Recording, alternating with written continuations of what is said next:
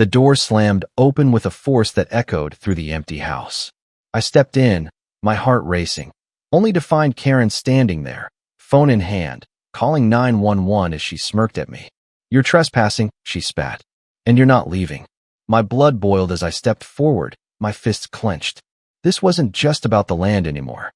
It was war, and I wasn't going down without a fight. But what Karen didn't know was that the truth was on my side, and I was about to expose her for everything she was. Welcome back to Confessions of HOA. If you're new here, make sure to like and subscribe. I had always dreamed of living on a ranch. When my uncle passed away and left me his property, I thought I'd finally have a place to call my own. A slice of freedom, just outside the reach of the city's noise and chaos. I imagined long mornings sipping coffee on the porch, listening to the wind through the trees, and tending to the land. The idea of escaping the constraints of suburbia felt like a victory, one that was mine to claim. But nothing could have prepared me for what was waiting when I finally arrived. The moment I set foot on the property, I knew something was off. The house was beautiful, but there was an unsettling stillness in the air, as if it had been abandoned, not by my uncle, but by something far more sinister.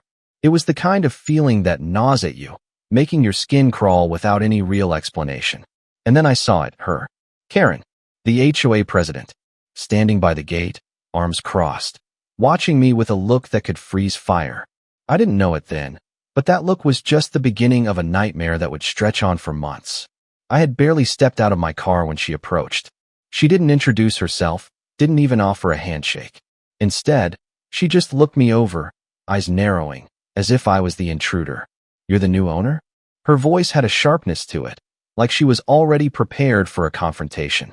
I nodded, confusion creeping up my spine.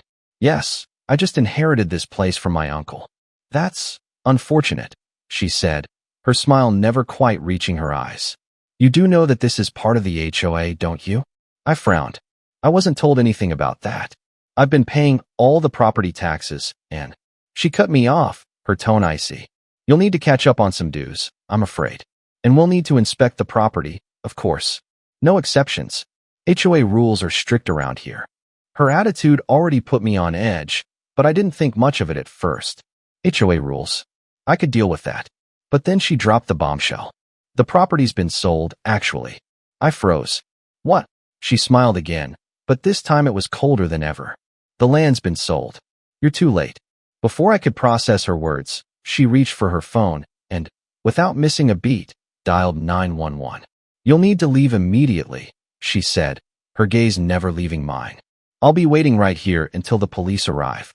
My stomach dropped as the weight of her words sunk in. Sold? What did she mean, sold? My uncle had left me this property. I'd seen the paperwork, the will. There was no way she could just take it from me. The last thing I expected was to be confronted with the police on my first day here, but Karen seemed to think she was above any rules or laws. As I stood there, helpless and confused, a flood of questions rushed through my mind. What could possibly make her so sure of herself? Why was she so adamant about driving me off my own land? Was she trying to intimidate me into leaving without a fight? Or was there something bigger at play? Something I didn't yet understand? I couldn't let her win. I had to stay calm. But as I watched her smugly text away, I knew one thing for sure. This was far from over. And if I was going to keep my uncle's legacy alive, I'd need to fight for it. But Karen was no ordinary HOA president. She was a force to be reckoned with, and as much as I wanted to confront her, I had to wait. I had to play this game by her rules, at least for now. Why was she so determined to get rid of me? What was her stake in all this? And what was she hiding? As I stared at her, I couldn't shake the feeling that this was just the beginning of something much bigger than I could have ever anticipated. Something I would soon find out the hard way. When my uncle passed away, I was left with a legacy I never expected, a sprawling ranch in the middle of nowhere, just outside the limits of town. The land had been in our family for generations, and though I'd never spent much time there, the idea of inheriting it felt like the perfect opportunity to escape the hustle and bustle of city life. I'd spent years working in an office, sitting behind a desk, chained to deadlines. My soul longed for something simpler, more grounded, something that would give me the freedom to breathe. I remember how I felt the first time I drove out to see the property. The open sky, the rolling hills, the sound of the wind rustling through the tall grass. It felt like freedom itself. This was my chance to finally break free from the grind, to create a life on my own terms. No more office walls, no more traffic, just me and the land.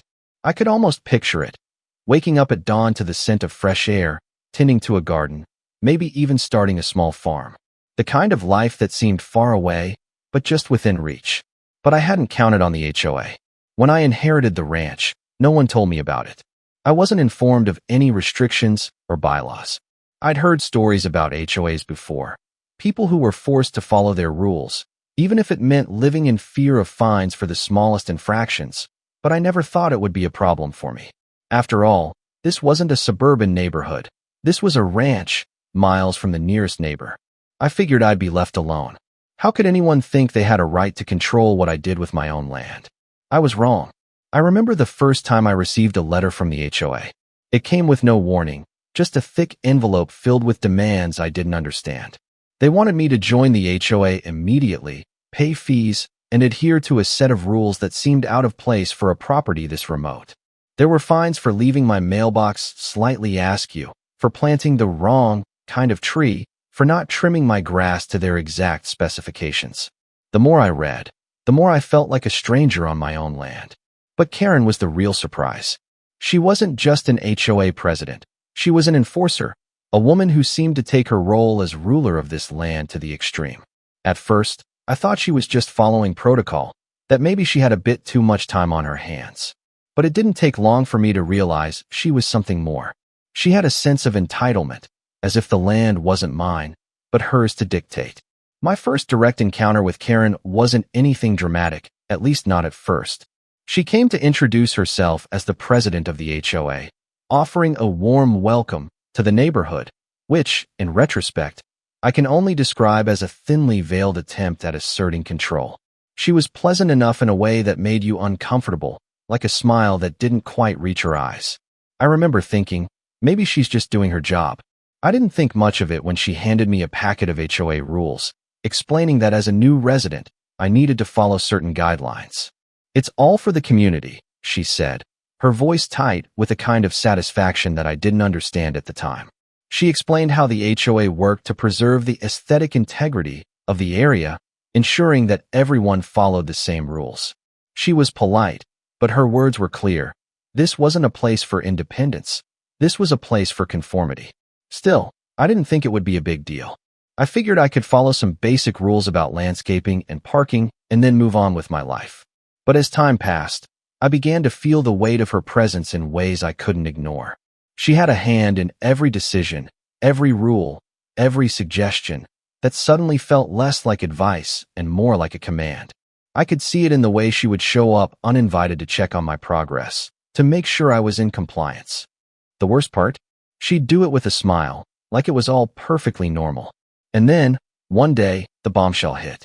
I was ready to move in, eager to make my mark on the land that I'd inherited. But when I arrived, everything was different. Karen was standing by the gate, arms crossed, a smug smile on her face. "You're too late," she said, before I even had a chance to speak. The words didn't make sense. "What do you mean?" I asked, my voice shaking with confusion. "The property's been sold," she said, with an unsettling calmness, as though she had the right to speak on behalf of the land itself. The HOA decided it wasn't a good fit for the neighborhood. I stared at her, completely thrown. Sold? How could that be? My uncle's will had been clear. He had left me this land, and I had the paperwork to prove it. But Karen wasn't done. She didn't just make the announcement, she took it a step further. Without hesitation, she called 911, claiming that I was trespassing, that I was on her property. The chill that ran down my spine was like nothing I had ever felt. It wasn't just about the land anymore. It was about power, Karen's power, her ability to take control and manipulate situations to suit her needs. Why would she go so far? What could possibly make her think she had the right to do this? And more importantly, how far was she willing to go to keep me from claiming what was rightfully mine? I was standing on the land I had inherited, yet I couldn't help but feel like an outsider, like a trespasser in my own home. My blood boiled, but I knew I had to stay calm. This wasn't the time for rash decisions. I had to find out what Karen was really up to, because there was more to this than just property lines and HOA rules. There was a hidden agenda, and I was going to uncover it, no matter what it took. Could I even move in? Or was Karen's influence going to tear down everything I'd worked for before I could even start? I had spent the entire morning getting my things organized, ready to finally move into the ranch. The moving truck was parked at the gate, the keys to the house in my hand, and the excitement I felt had been building for weeks. I could already picture the life I would create here, the quiet, the space, the peace away from the chaos of city living. It was everything I had dreamed of. I was unloading the first few boxes when I saw her again. Karen, standing by the gate, her arms crossed, that same smug smile plastered on her face. I felt a knot tighten in my stomach. I hadn't expected her to show up, not today of all days. But there she was, with that same unwelcoming presence. Before I could even say a word, she was walking toward me, her steps deliberate, her eyes scanning the property like a hawk surveying its prey. She looked pleased, like she had been expecting me, but not in the way I'd hoped. No, she looked like someone who had control and wasn't afraid to use it. Moving in, are we? Her voice dripped with something cold, almost calculating. I nodded, trying to stay calm. Yes, I am. The movers are just bringing in the first load. Her eyes narrowed as she took a step closer. You do realize you're not allowed to do that, don't you? I froze, confused. What do you mean? I own this property. It was left to me by my uncle. She shook her head, her smile never faltering. That may be true, but the property's been sold. The HOA decided it wasn't a good fit for the neighborhood. I blinked, my mind racing to make sense of what she was saying. Sold? That's impossible. My uncle left this land to me. I've got the papers right here. But Karen didn't seem bothered by my confusion. In fact, she seemed almost too calm. I don't care about your papers, she said dismissively. The HOA made the decision, and that's final. You need to leave. The words hit me like a slap in the face. I couldn't understand it. How could she just take the land from me? My uncle had left it to me. It was mine, and no one, not Karen, not anyone, could simply take it away. But here she was, standing in front of me, acting like she had all the power in the world. Look, I said, trying to keep my voice steady. I'm not going anywhere. I've got the legal right to be here. This land is mine. Karen's smile turned colder, her eyes flashing with irritation. You don't understand, do you? The HOA has its rules. You may think you own this land, but we have control here. You should have known better than to come in without respecting the community guidelines. You're disrupting everything. I felt my blood boil. I don't need permission from the HOA to live on my own land. I'm not disrupting anything. I just want to move in and get started with my life. Her expression remained unchanged, but I could see the subtle shift in her posture, like she was preparing for a fight she knew she could win. It's already been decided. You need to leave. I took a deep breath, trying to keep myself composed. You can't just kick me out. You don't have that power. Her smile never wavered, but the tension between us thickened, like the air itself had become too heavy to breathe. We'll see about that, she said, her tone icy. And then, without another word, she pulled out her phone and dialed 911. Hello? Yes, there's a trespasser on the property. He's attempting to move in without permission, and I need someone to remove him, she said, her voice controlled, almost rehearsed. I stared at her, unable to believe what was happening. She had just called the police. She had gone from trying to intimidate me with her words to escalating the situation with the authorities. She wasn't just trying to make me leave. She was trying to make me an enemy of the law. Are you serious? I said, my voice rising. You're calling the cops on me? Her gaze never left mine. I'm just protecting the neighborhood. You should have thought about the rules before you showed up here. You're the one making this difficult, not me. The sound of the phone in her hand clicked as she pressed it to her ear. Yes, I need someone out here immediately. He's trying to break into the property. The anger in my chest bubbled over, but I fought to keep it in check. This wasn't the time for rash moves. If I lost my temper now, I'd be giving her exactly what she wanted. So instead, I took a step back, trying to regain control over my emotions. I knew I couldn't let her win, but as I stood there, feeling helpless, my mind raced. Why was she doing this? What did she have to gain from pushing me out so aggressively? I had done nothing wrong. I had the legal right to be here. She had no right to take this from me. And yet, as I watched her stand there, so self-assured, so completely convinced of her authority, I couldn't shake the feeling that there was something more at play here. Something deeper than just property rights. She wanted to push me out of this land, and I had no idea why. Before I could even react, I heard the sound of a car engine in the distance. Karen had already called for reinforcements. And I knew, deep down, this was only the beginning of a battle I hadn't even signed up for. What was her real agenda? And how far was she willing to go to make sure I didn't win this fight? I wasn't going to give up, but Karen's next move could change everything. The days following Karen's 911 call were a blur. I didn't know how to prepare for the onslaught that was coming, but I knew it wasn't going to be easy. At first, I thought the police would step in and sort things out. After all, I had the legal right to be there, didn't I? My uncle's will was clear, the paperwork was in order, and Karen had no real claim to the land. But the longer I stayed on the property, the more I realized that Karen wasn't about to back down. In fact, it felt like she was just getting started. The first formal letter arrived a few days after the police had left. It was from the HOA, an official notice that accused me of violating their community standards. The letter listed multiple fines for things I hadn't even done yet. Fines for parking my truck in the wrong spot. Fines for not trimming the grass to a specific height. Fines for unauthorized repairs that hadn't even been made. It was like they had made up rules just to punish me for existing on my own property. I couldn't believe it. Each fine felt like another punch to the gut. I had already been through the humiliation of the police being called on me, and now I was being slapped with legal threats that made no sense. I thought about calling a lawyer, but even that felt like it wouldn't be enough. Karen wasn't just going to let this go. She was committed to driving me out, and I had to figure out how to fight back before I lost everything. The fines were bad, but they weren't the worst of it. As the days dragged on, Karen and the HOA started to impose more bizarre and unreasonable rules on the property. They sent another letter saying that I wasn't allowed to plant certain types of trees my uncle had planted himself, trees that were part of the history of the land. I had to remove them, they said, or face even more fines. They sent a follow-up letter warning me that I couldn't put up any kind of fence, even though the land was large and clearly needed some kind of boundary. It wasn't just the land I had to worry about. It was everything I did, every move I made.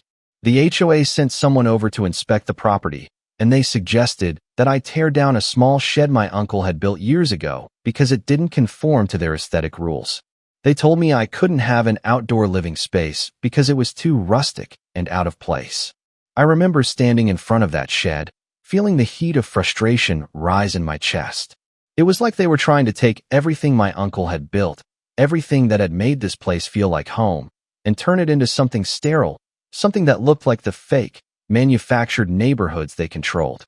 The more they pushed, the more I realized that Karen wasn't just trying to control my property. She was trying to erase my connection to it. Every little rule, every petty demand, was another step in her plan to force me out. And with each new restriction, I could feel the pressure mounting, squeezing me tighter. There were moments when I questioned whether it was worth fighting. The constant barrage of legal threats, fines, and inspections was wearing me down. Part of me wanted to give up, to walk away, and just leave it all behind. But I couldn't. This ranch was more than just a piece of land to me. It was a part of my family's history, and I wasn't going to let Karen or anyone else take that from me. I had to stand my ground, no matter how hard it got. I started documenting everything. Every letter, every fine, every conversation. I knew I needed proof if I was going to make a stand. I reached out to a lawyer, someone who might understand the nuances of HOA law and could help me navigate the mess Karen had created. But even with legal advice, I knew I was up against a system that didn't want to lose control. Karen wasn't done with me yet, though. It was only a matter of time before she escalated things further. And she didn't disappoint. One afternoon, a knock on the door interrupted my work. I opened it to find two men standing there, dressed in plain clothes. They didn't introduce themselves, but it didn't take long for me to figure out who they were. "We're here to inspect the property," one of them said, his voice cold, businesslike. "You've been reported for multiple violations. We're here to assess the situation." I tried to stay calm, but inside, I could feel the anger rising. The HOA had sent these men, these strangers, onto my property without notice.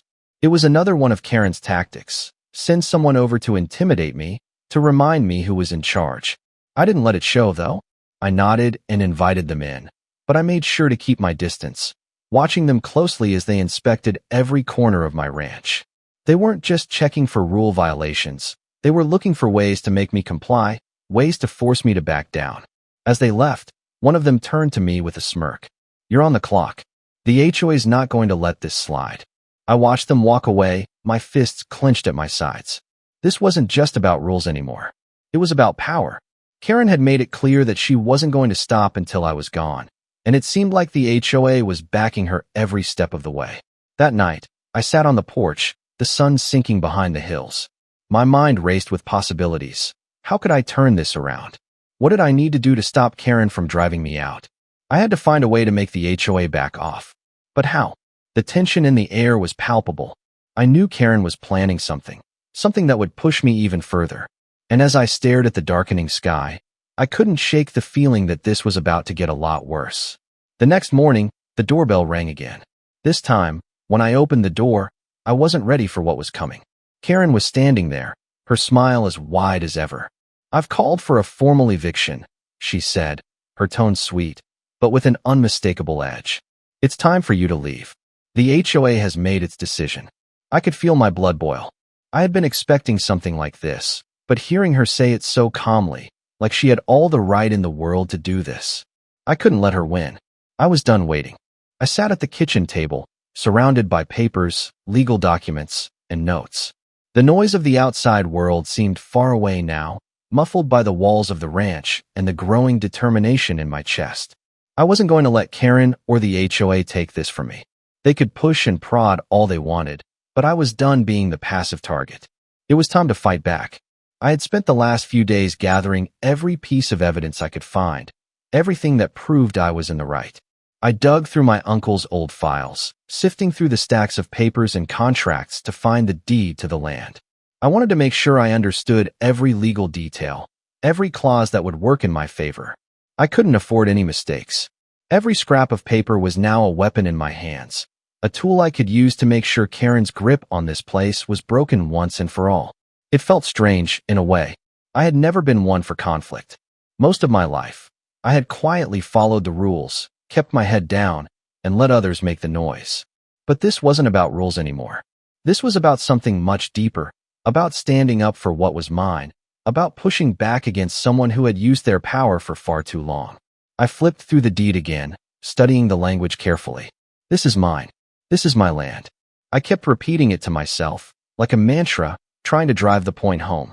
I wasn't just fighting for property rights. I was fighting for my family's legacy, for something that had been in my blood long before Karen ever set foot on my land. The more I read, the more I felt the frustration building within me. How could she just do this? How could she try to force me out like this? Karen had never even bothered to understand the history of this place. She was too busy enforcing her will on everyone else. She saw a piece of land, a blank slate, and in her mind, it was hers to control. But I wasn't going to let her. I wasn't going to roll over just because she thought she could intimidate me. I was smarter than that. I made a list of everything the HOA had done so far. Every fine, every rule they'd imposed, every strange and unreasonable demand. It wasn't just about the fines anymore. It was about the way they were trying to dismantle the very essence of what made this place mine. The shed they wanted me to tear down, the trees they wanted me to remove, the fences they wouldn't let me put up. Each rule felt like another attempt to erase my connection to this land. They were trying to turn my home into something it wasn't. Something sterile, something controlled, something Karen could manage like the rest of the neighborhood. But this wasn't just about me. It wasn't just about my home or my uncle's land. It was about the overreach of authority. It was about how Karen, in her mind, had the right to control everything. And that, I realized, was something I couldn't allow. I called a lawyer. I wasn't sure if he'd be able to help me, but at this point, I needed someone who understood the legal ins and outs of this HOA mess. I explained everything over the phone, trying to keep my voice steady, though I could feel my frustration creeping in. The lawyer listened, asked a few questions, and then said what I had been hoping to hear. "I've seen cases like this before. We can fight it." I sighed with relief. The battle wasn't over yet. Not by a long shot. But now I had someone on my side. Someone who could help me navigate the maze of laws and bylaws the HOA was using to bully me. With the lawyer's guidance, I started to craft a plan. The first step was clear. I had to gather all the evidence I could to prove the HOA's actions were both illegal and unfair. I needed to document every conversation with Karen every letter from the HOA, every demand they had made. I had to make sure there was no stone left unturned, no loophole they could exploit to keep me from staying on my own land. I spent the next few days compiling my case, printing out emails, taking photos of the property, and writing down everything I could remember. I wanted to make sure I was prepared for anything, even if it meant spending every waking hour working on this. I wasn't just fighting to stay here. I was fighting to expose the HOA for what it truly was, a system built on power, manipulation, and control. But just as I was starting to feel like I might have a chance, the next letter came. This one was different. It was a formal eviction notice from the HOA, claiming that I was in violation of their rules and needed to vacate the property immediately. The letter was laced with threats of legal action, fines, and even court orders if I didn't comply. It was a final attempt to push me out, to break me down with the weight of their authority. I stood there, staring at the letter, my mind racing. They really think they can just push me around? I had already been living here for weeks, and now they were demanding I leave? It was absurd. But as absurd as it seemed, I knew this wasn't the time to let my emotions take control. I needed to stay calm, stay focused. I didn't respond to the letter right away. Instead, I called my lawyer again, explained the situation, and waited for his advice. I had to make sure I was taking the right steps, doing everything by the book. The last thing I wanted was to make a misstep and give Karen the upper hand. With the lawyer's help, I began preparing for the showdown.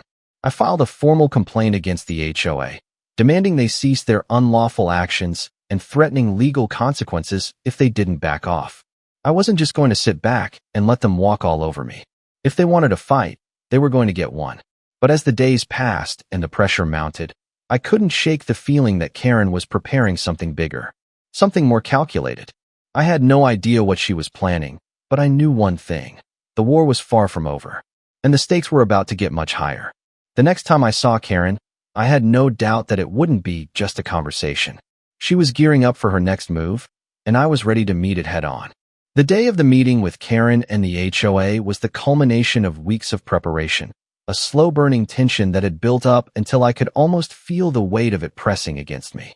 I had collected every piece of evidence, dotted every I, and crossed every T. I wasn't going into this confrontation unprepared. No, this time, I had the facts on my side. I knew I had the right to be here, and I was ready to make that clear to Karen and anyone else from the HOA who might show up to back her. I'd arranged for the meeting to take place at the local community center. It was neutral ground, a public place where I'd feel a bit more in control, a bit safer. I wasn't sure what Karen would pull, but I had a feeling she wasn't going to just let this go without some sort of drama. When I walked into the conference room, Karen was already there, sitting at the head of the table, looking every bit the authoritarian figure she had tried to be throughout this entire ordeal. Behind her sat two other members of the HOA, both of whom I had never met before, but I recognized their faces from the numerous letters they had sent me, the ones that had threatened everything from fines to eviction. They all looked at me as I entered, and I could feel their eyes on me, assessing, judging. But I wasn't intimidated. I had a purpose now, and nothing was going to stop me from achieving it. Karen stood first, smiling that icy smile of hers as if she was the one in control. "I see you've decided to show up after all," she said, her voice dripping with condescension. I nodded, maintaining my calm. "I've come to settle this once and for all." I took a seat at the table, placing my folder of evidence in front of me. The room was tense, the air thick with unspoken words. I could feel the HOA members eyeing me, waiting for me to make my move, but I wasn't about to rush anything. I had waited too long for this moment to let it slip away. "You've made it very clear that you're not going to let this go easily," Karen said, sitting back down and crossing her arms. "But we've already made our decision. The HOA doesn't want you here." I could feel my jaw tightening. "That's not how this works, Karen," I said, keeping my tone steady. "I don't need your permission to live on my own land." I opened the folder and laid out the first piece of evidence. It was the deed to the property, signed and notarized, clearly showing that I was the legal owner. "This land is mine. It's been in my family for generations. My uncle left it to me, and no HOA rule or arbitrary decision you make can change that." I saw a flicker of discomfort in Karen's eyes, but she quickly masked it with a sharp, dismissive smile. "You still don't understand, do you? The HOA's decision is final. You're not welcome here. You never were." I took a deep breath and continued. You've sent me countless letters, each more ridiculous than the last. Fines for trimming my grass the wrong way, for planting trees you don't approve of. You've threatened me with eviction. But none of that changes the fact that this is my land. And I'm done with your intimidation tactics. I slid another piece of paper across the table, photos of the letters, the fines, the absurd demands.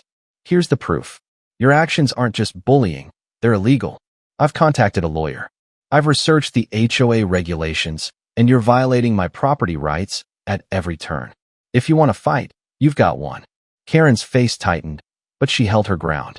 You're wasting your time, she said, her voice lower now, a little more defensive. We've handled situations like yours before. You can't win this. The HOA is more powerful than you think. I shook my head. It's not about power. It's about the law. And right now, you're the ones in violation of it. The other two HOA members at the table shifted uncomfortably, exchanging glances. One of them, a man with a sharp suit and a thinning hairline, spoke up, his voice shaky. We don't want any trouble. We just want to keep the neighborhood in line. We don't want people coming in and making it look different. Karen snapped her fingers, silencing him. We're not here to negotiate. We've made our decision, and this will go to court if necessary. I could feel the weight of the moment, the tension hanging thick in the air. This wasn't just a meeting anymore. This was the showdown. The culmination of everything that had happened up until this point. And yet, Karen's calm demeanor was starting to slip. I could see the cracks in her facade. She was rattled, but she wasn't about to admit it. That's fine, I said, my voice steady and firm. I'm prepared to take this to court.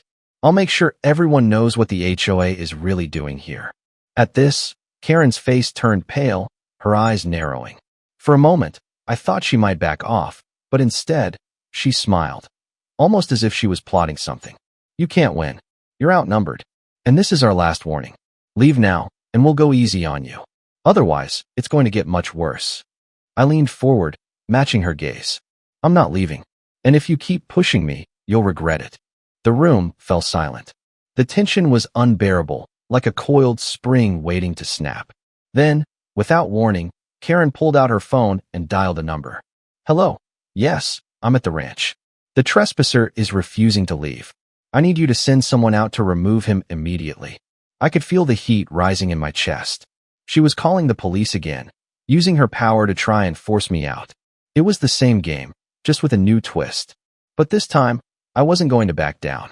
As Karen spoke on the phone, I realized that this wasn't just about the ranch anymore.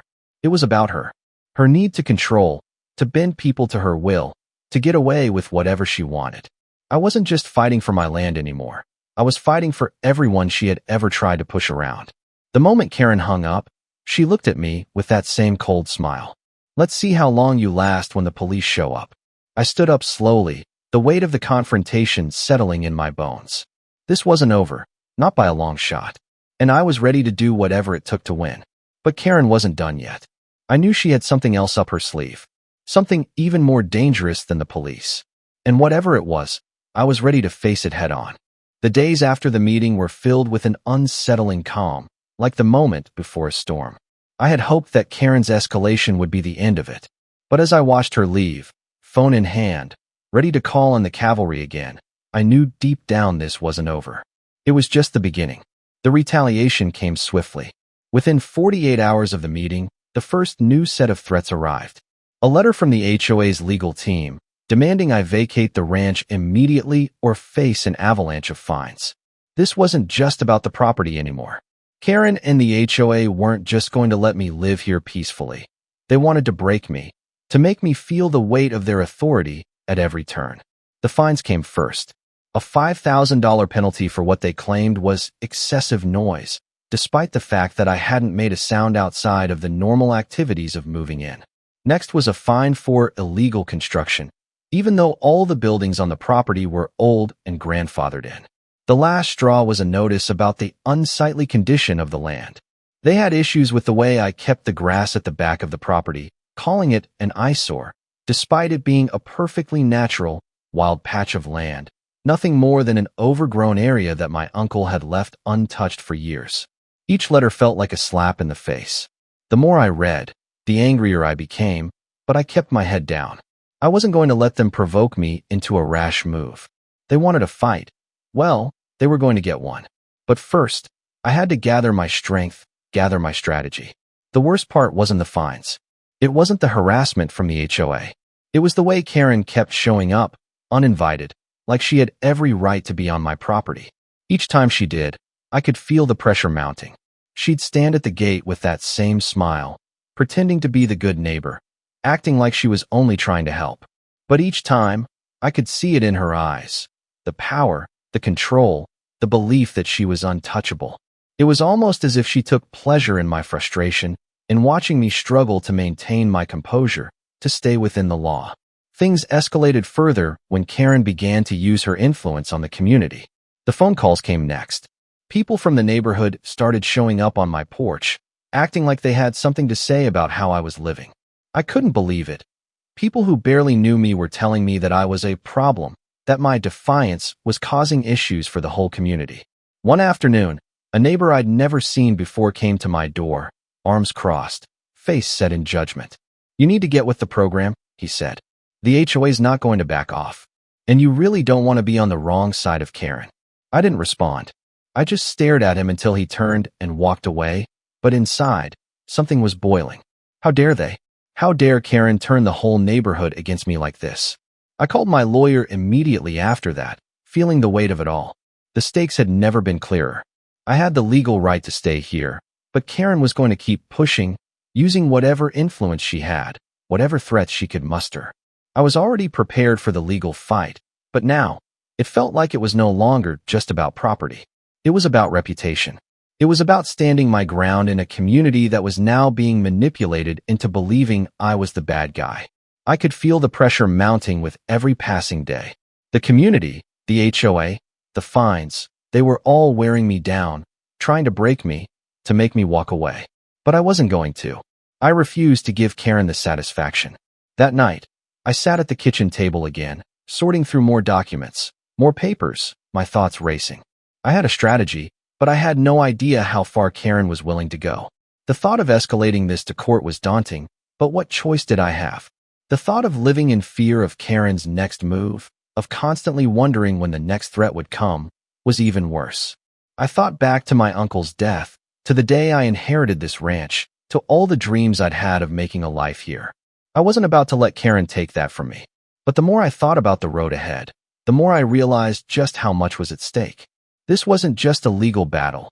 It was about holding on to my dignity, my rights, my home. Then, the phone rang. I stared at the number, recognizing it instantly as Karen's. I picked it up, my heart pounding in my chest. "What now?" I asked, my voice tense. "I'm giving you one last chance," she said, her voice sweet as poison.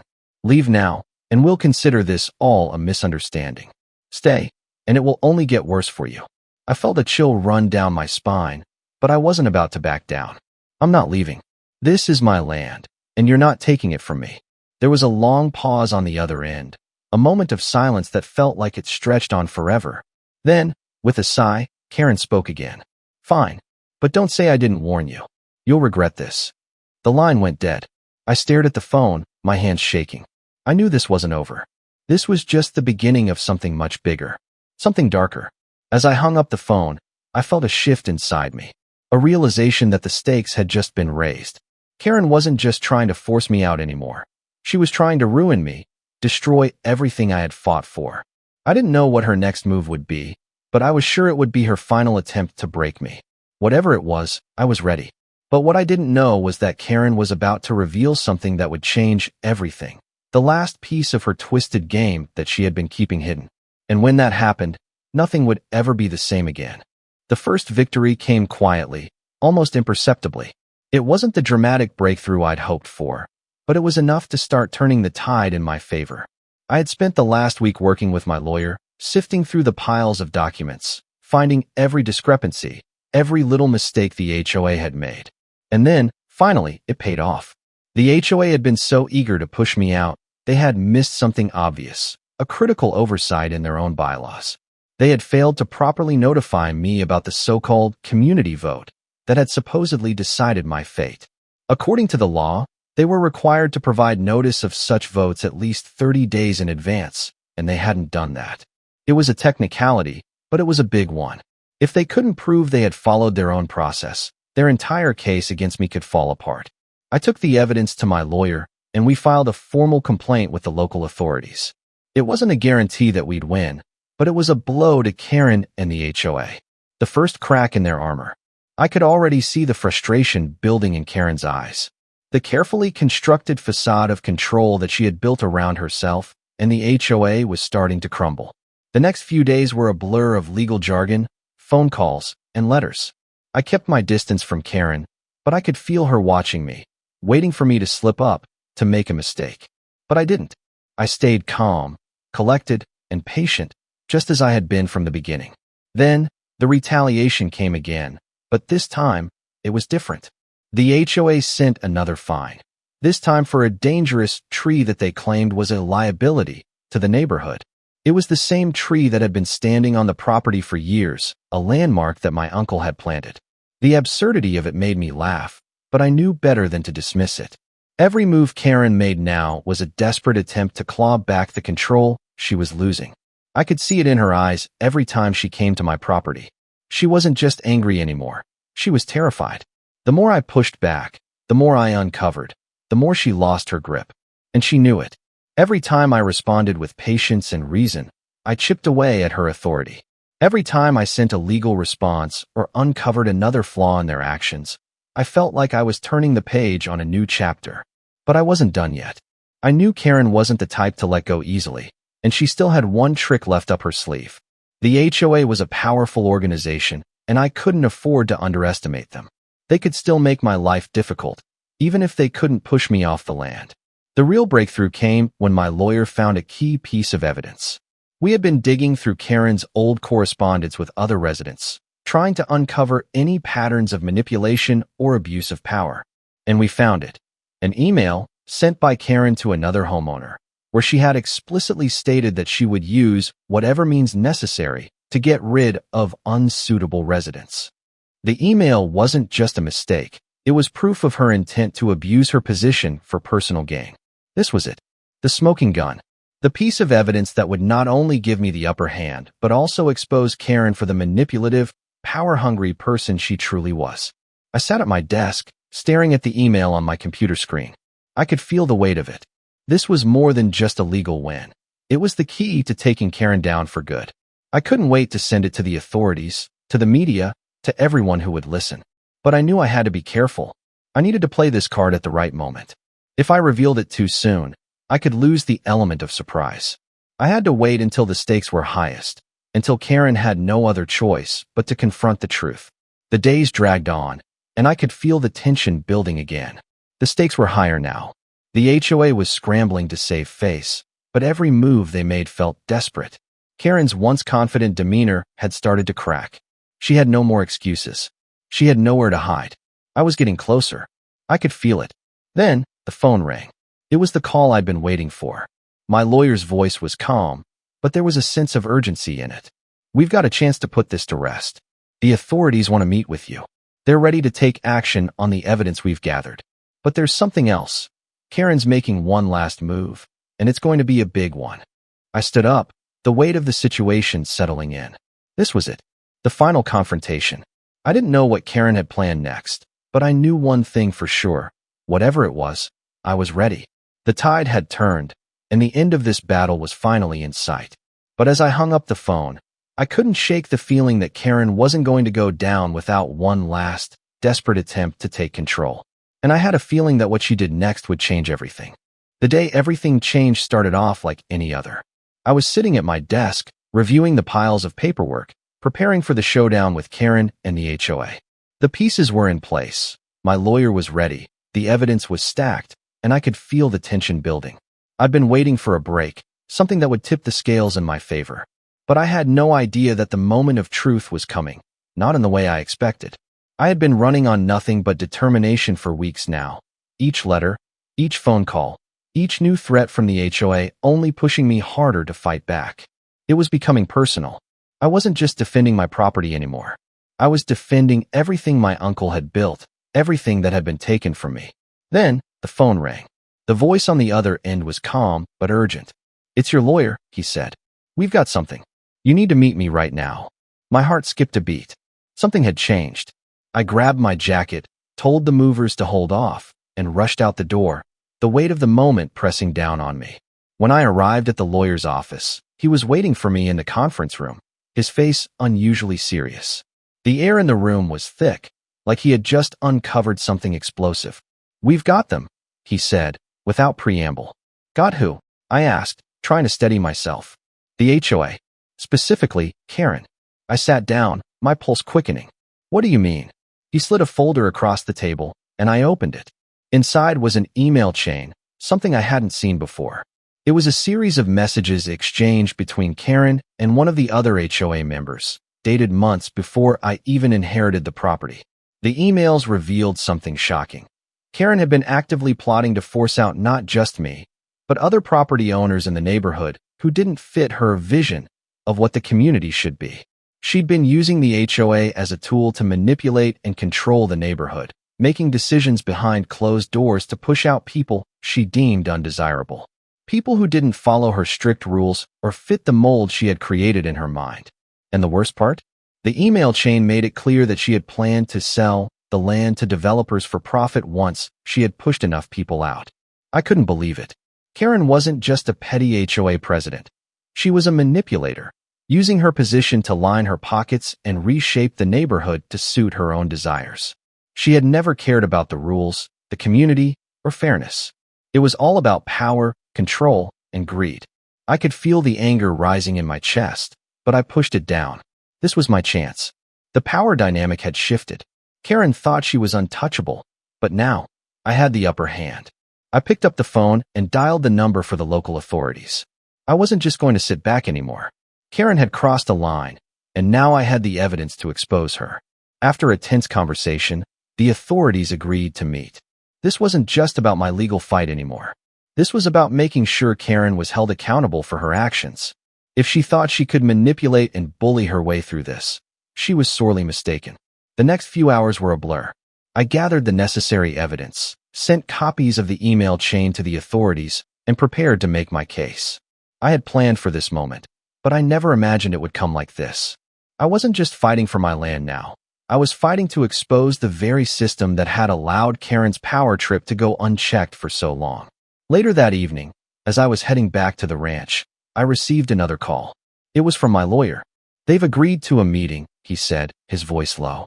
"The authorities want to settle this before it escalates. They're ready to take action against the HOA." The words hit me like a wave. The battle wasn't over, but it felt like the tide had finally turned in my favor. For the first time in what felt like forever, I could see a way out of this nightmare. I wasn't sure how Karen would react when she found out what I had uncovered, but I knew one thing.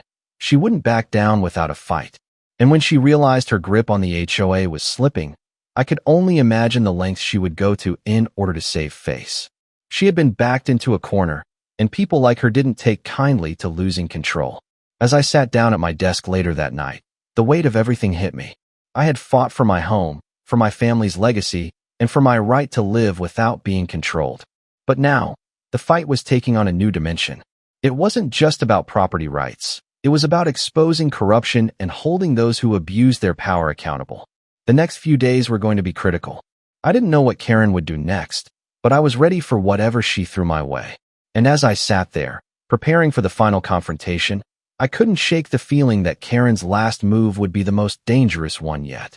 She was going to do whatever it took to keep her power, and I had no doubt that she would stop at nothing to destroy me.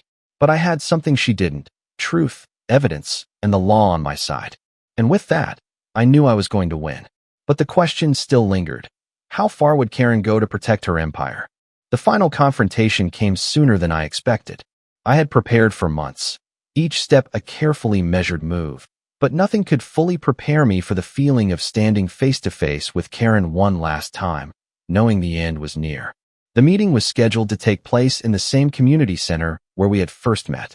This time, though, it wasn't just the HOA members.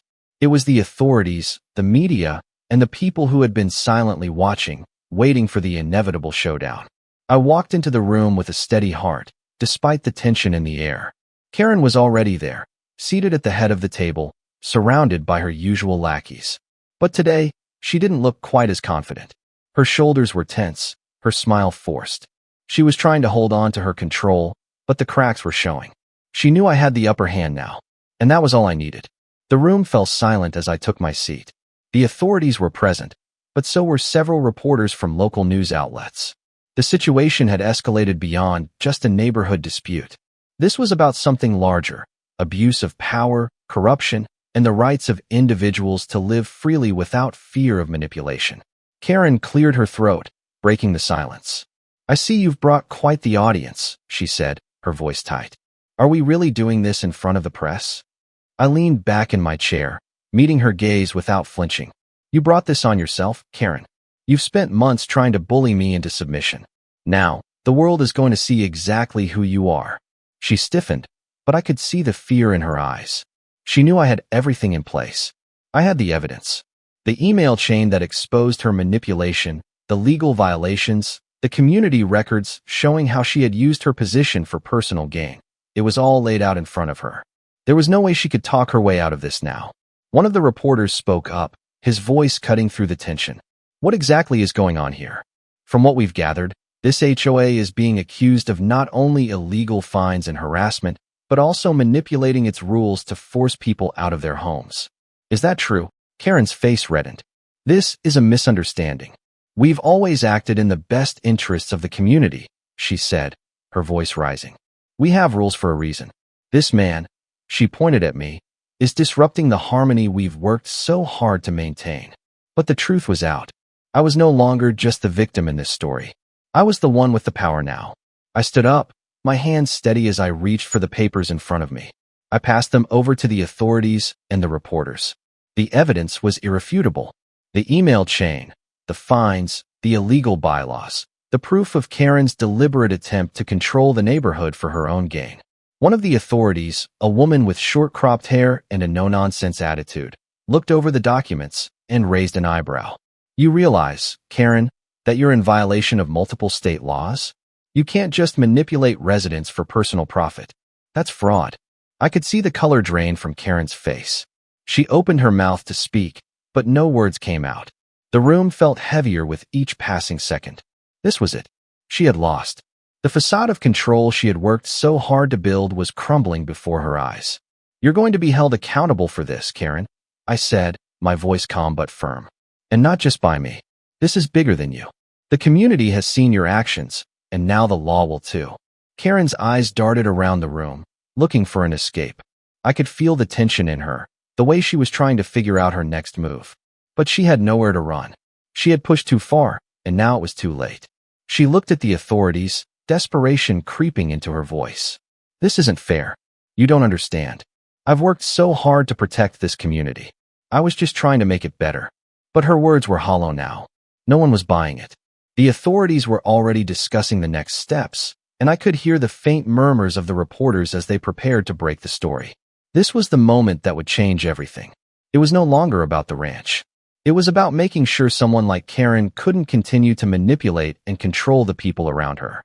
Karen turned to me, her eyes narrowing with fury. "You'll regret this," she hissed. "I'm not done. You think you've won, but you haven't. You don't know what I'm capable of." I stood my ground. "I know exactly what you're capable of, and I'm not afraid of you anymore." I knew she was going to fight back. She wouldn't go down quietly. But I had everything I needed to win this. The evidence, the law, and the truth were on my side. It was only a matter of time before Karen's empire crumbled. As the meeting continued, I felt a sense of empowerment unlike anything I had experienced before. The battle had been long and exhausting, but in that moment, I knew I had won. The law was on my side, and nothing Karen did could change that now. But as the authorities prepared to take action, Karen leaned in close, her voice low and threatening. "This isn't over. You might have won today, but there's always another way. I'll find a way to destroy you." I met her gaze, unflinching. "You had your chance. Now it's over." The room fell silent as the authorities began to take their next steps, and I could feel the weight of the victory sinking in. But as I walked out of that meeting, I couldn't help but wonder, what would Karen's final move be? What lengths would she go to in order to regain the control she had lost? I knew this wasn't the end of her fight, and I wasn't naive enough to think that everything was over just yet. But one thing was certain: I was ready for whatever came next. Karen had lost. And now, it was my turn to take control of my life, my home, and my future. The dust settled quickly after that final confrontation. Karen and the HOA's grip on the property had finally been broken, and the authorities, after reviewing the evidence, confirmed what I'd known all along. I had the legal right to stay. The fines were dismissed, the threats withdrawn, and the unjust rules they had tried to impose on me were no longer a factor. Karen's reign, built on manipulation and fear, came crashing down in a matter of days. But the victory felt different than I expected. In the moment, there was relief, certainly. There was a sense of justice being served. But as I sat back and reflected on everything that had transpired, I realized how much this battle had changed me. It wasn't just about winning the property or getting my land back. It was about standing up for what was right, even when everything seemed stacked against me. I had learned something in this process. Patience, strategy, and resilience can be more powerful than the most aggressive tactics. Karen had been so sure of her own power, so confident that she could bulldoze over anyone who stood in her way. But what she hadn't counted on was me. I wasn't just some passive bystander. I wasn't going to cower or give up when the odds were against me. I wasn't going to let her control my life, my property, or my future. And in the end, that's what made the difference. What had started as an overwhelming challenge turned into a personal victory, not just for me, but for anyone who's ever been bullied or pushed around by those in positions of power. The battle was more than just about property rights. It was a reminder that no one, no matter how powerful they think they are, has the right to take what's yours or crush your spirit. As I walked through the ranch that evening, the sun setting behind the hills, I took a deep breath. The air felt different now, lighter. The weight that had been on my shoulders for so long had finally lifted. I could see the future now. It was a future where I had control, where I could live my life on my terms, without the constant fear of someone trying to take it from me.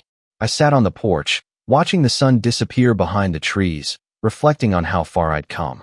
A few months ago, I would have never imagined I'd be sitting here, on my land, having fought for it tooth and nail. But I had, and I had won. The phone didn't ring as often anymore. The threats had stopped, and for the first time in a long while, I could finally enjoy the peace and quiet I had longed for. But even as I sat there, I knew one thing for sure. This fight wasn't just mine. There are always people like Karen, people who think they can take what isn't theirs, people who will manipulate and control for their own gain. And they will keep fighting until someone stands up to them. So I have to ask, have you ever faced someone like Karen? Someone who pushed you to your limits? What did you do to fight back? Share your thoughts in the comments, because I know I'm not the only one who's ever been through something like this, and I want to hear your stories. The journey may be over for me, but the fight for what's right never ends.